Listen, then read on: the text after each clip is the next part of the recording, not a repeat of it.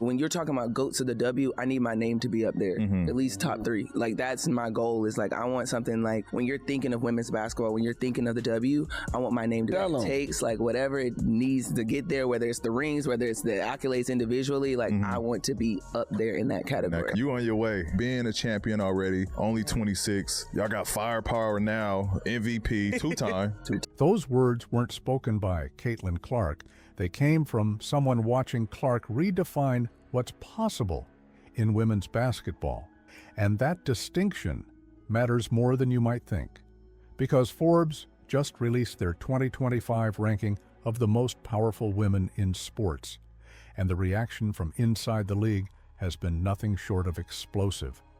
Caitlin Clark secured the number 4 spot overall, making her the highest-ranked athlete on the entire list. But here's where things get interesting.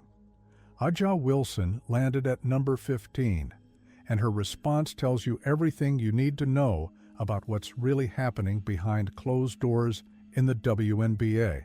We're not talking about a simple rankings disagreement. We're looking at a pattern that reveals deeper tensions about recognition, influence, and what it actually means to move the needle in women's basketball. Many of you have been pointing this out for months. The numbers don't lie, and neither do the reactions when those numbers get published. If you believe the story behind the story matters more than the headlines, hit that like button. It tells us we're asking the right questions. Let's talk about what Forbes actually measured, because this wasn't some popularity contest or media narrative. Forbes dug into 5 key areas: earnings, social media reach, endorsement value, cultural impact, and overall influence within the sports industry. They used proprietary team valuations, company revenue figures, media mentions, and engagement data. This was a comprehensive analysis of who actually drives the business of women's sports in 2025. And Clark didn't just make the list. She dominated every single category that mattered. Her estimated annual income hit $8.1 million. That number represents more than just personal success. It signals a fundamental shift in how female athletes are valued professionally. The average WNBA rookie walks away with roughly $60,000 after their first year. Clark walked away with $8.1 million. Let that sink in for a moment. These figures have made seasoned veterans question everything they thought they knew about the financial ceiling in women's basketball. Here's what makes Clark's earnings even more remarkable. Her actual WNBA salary was pocket change compared to what was happening off the court. The league minimum for rookies sits around $64,000, and Clark's base pay wasn't much higher. But while other first-year players were calculating grocery budgets and splitting rent, Clark was sitting in boardrooms negotiating deals worth more than entire franchise valuations. MVP tweet on Twitter: Clark has been named Time Magazine Athlete of the Year. This is a big-time accomplishment for the young rookie already broke. Caitlin Clark has been breaking records, setting records. The Nike contract established the tone for everything that followed. 8 years, $28 million guaranteed. That deal alone placed Clark in territory no WNBA player had ever touched. Most veterans in the league have never seen a single endorsement deal worth a fraction of that amount. Clark secured generational wealth before her first professional season even tipped off.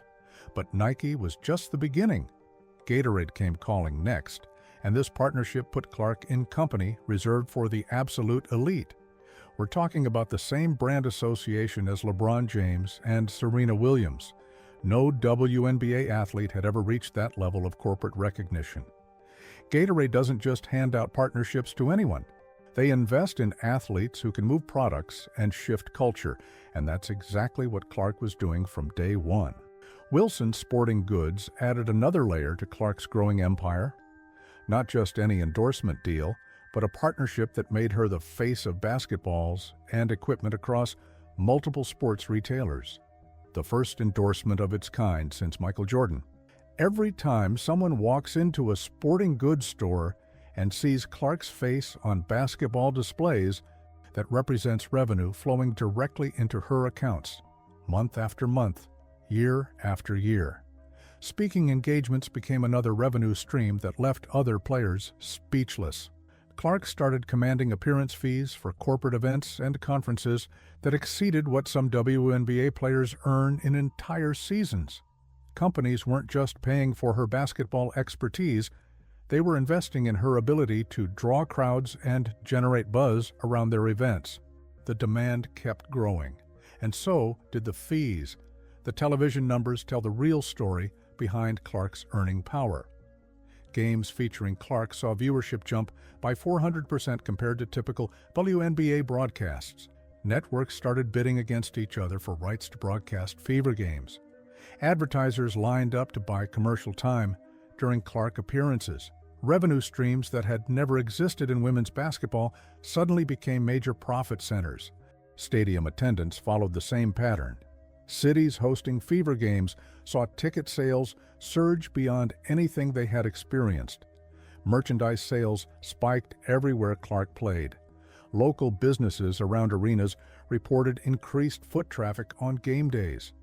Clark wasn't just playing basketball, she was driving economic activity across entire metropolitan areas. That kind of impact doesn't go unnoticed by Forbes analysts. Her social media presence translated directly into marketing value that brands couldn't ignore. Millions of followers engaged with every post, creating advertising reach that traditional sports marketing rarely achieves. Companies realized Clark could access demographics that had never shown interest in women's basketball before. Young families, corporate executives, casual sports fans who had never watched a WNBA game in their lives, all of them were suddenly tuning in because of one player. Is there anybody in the NBA under the age of 30 that's a bigger name, bigger jaw, bigger star than Caitlin Clark? That is a genuine, serious question. Anthony Edwards? No. Shea? No.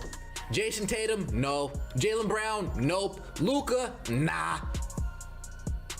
Victor Wembanyama? Is there anybody in the NBA under the age of 30 that's a bigger name, bigger draw, bigger star than Caitlin Clark? That is a genuine, serious question. Anthony Edwards? No. Shea? No. Jason Tatum? No. Jaylen Brown? Nope. Luka? Nah. Victor Wembanyama?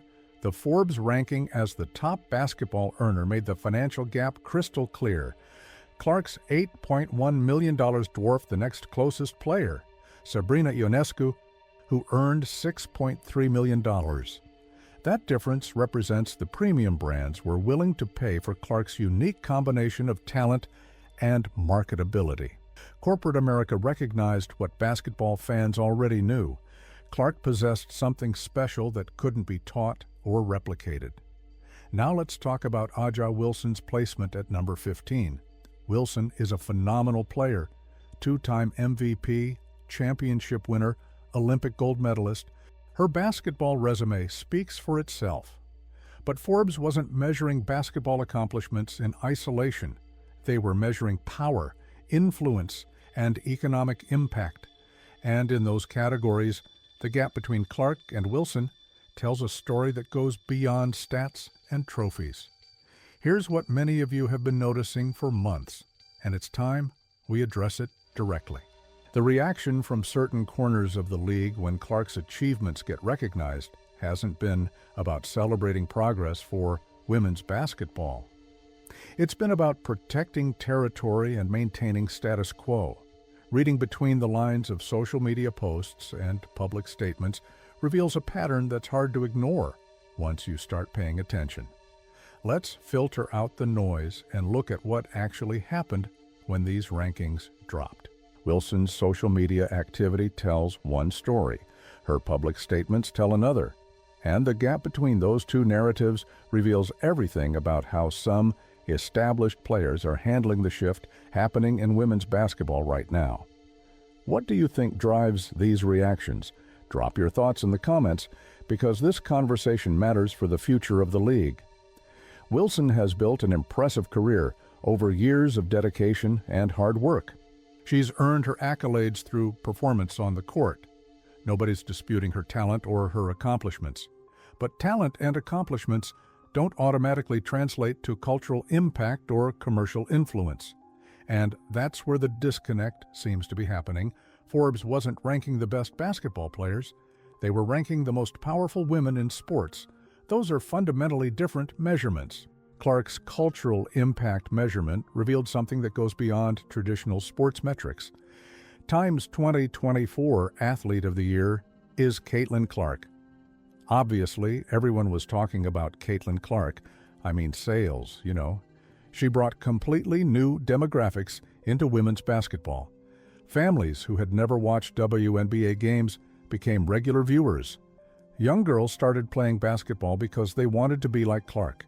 Corporate executives who had ignored women's sports suddenly saw profit potential they had never recognized before. Forbes specifically noted Clark's ability to drive revenue beyond her own earnings. Venues hosting fever games saw ticket sales surge. Cities experienced increased tourism and local business revenue on game days. Broadcast networks bid against each other for rights to air Clark's games. She created economic activity that rippled through entire communities wherever she played. That's not hype. That's measurable economic impact that shows up in revenue reports and attendance figures. Her crossover appeal into other sports demonstrated influence that transcended basketball completely. Clark participated in pro-am golf tournaments that attracted mainstream media coverage. Sports networks featured her appearances across different athletic events. This multi-sport recognition represents visibility that very few WNBA players have ever achieved. And it speaks to something larger about her marketability and cultural relevance. The endorsement portfolio diversity set Clark apart from typical single-sport athletes. Brands saw her as more than just a basketball player. Nike, Gatorade, and Wilson each approached Clark differently, recognizing her potential to reach audiences beyond traditional basketball fans. Her deals reflected marketing strategies usually reserved for global superstars who compete in multiple sports or entertainment industries. That level of commercial appeal doesn't happen by accident. Now, connecting the dots reveals an interesting timeline. When Clark's Nike contract was announced, there were whispers. When her Time magazine Athlete of the Year honor came through, the reactions intensified. And when Forbes published their ranking with Clark at number 4 and Wilson at number 15, the response from certain players reached a new level. We're getting into speculation territory here, but multiple sources close to the league suggest tension has been building behind the scenes for months. Social media became the battlefield where these tensions played out. Subtle posts, cryptic comments, likes and unlikes that eagle-eyed fans tracked and documented. The WNBA community started buzzing about patterns in how certain players were engaging with Clark-related content, or more accurately, how they weren't engaging with it. The silence became as loud as any direct statement. Wilson's public statements about Clark have walked a careful line, praising her impact while simultaneously emphasizing that other narratives exist in the league. Acknowledging her talent while making sure everyone knows she's not the only story worth telling, there's nothing wrong with that perspective in isolation. But when you line up those statements next to the social media activity and the timing of certain posts, you start to see something that looks less like balanced commentary and more like strategic positioning. I think the WNBA narrative right now is Caitlin Clark, and I think that's a good narrative. But it's also not the only narrative.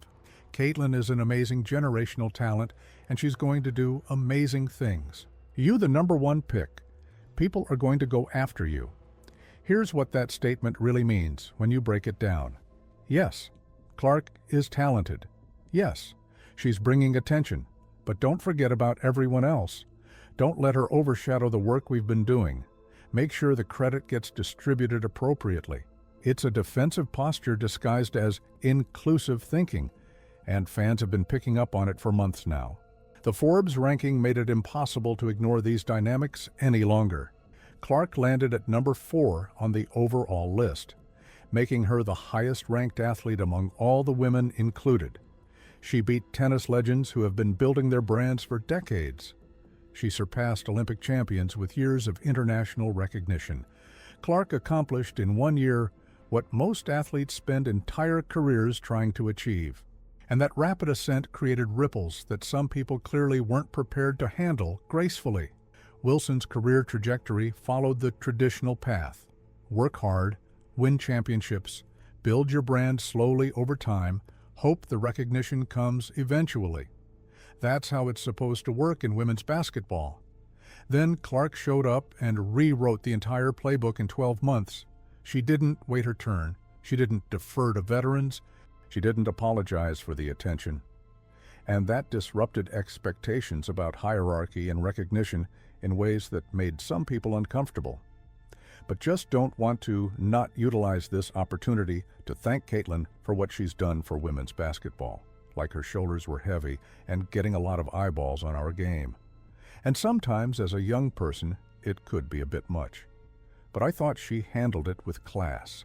And I hope that every step of the ladder of success that she goes, she's able to elevate whatever role she's in. Notice the framing there. Thank Caitlin for the burden she carried. Acknowledge it was heavy.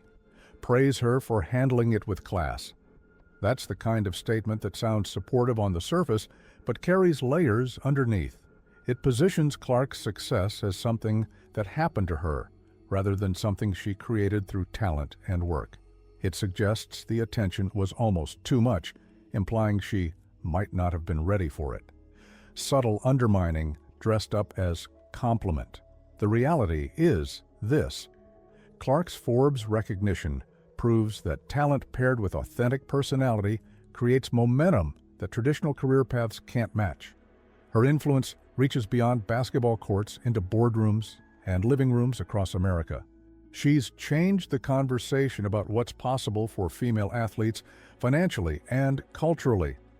And some people are celebrating that progress, while others are struggling to accept what it means for their own positions in the hierarchy. Wilson can keep posting carefully worded statements and managing her social media presence strategically. Clark's impact has already reshaped the landscape. The 2026 season represents everything Fever fans have been waiting for. They're watching the foundation of something built around a player who transcends sports entirely. Revenue numbers, attendance figures, endorsement deals, cultural recognition, every metric points in the same direction. You were onto something when you noticed these patterns months ago. The numbers validate what you've been seeing play out in real time. So here's my question for you. What do you think happens next as Clark continues to break barriers and redefine expectations? How do you see these dynamics playing out over the next few seasons? Let me know down in the comments below, because this conversation is just getting started. If you want to stay ahead of the narratives and understand what's really happening in women's basketball, smash that subscribe button and turn on notifications. We're going deep on the stories that matter, the dynamics that shape the league, and the numbers that reveal the truth. Click that video on the screen for more on how Clark is changing the game, and we'll see you in the next one.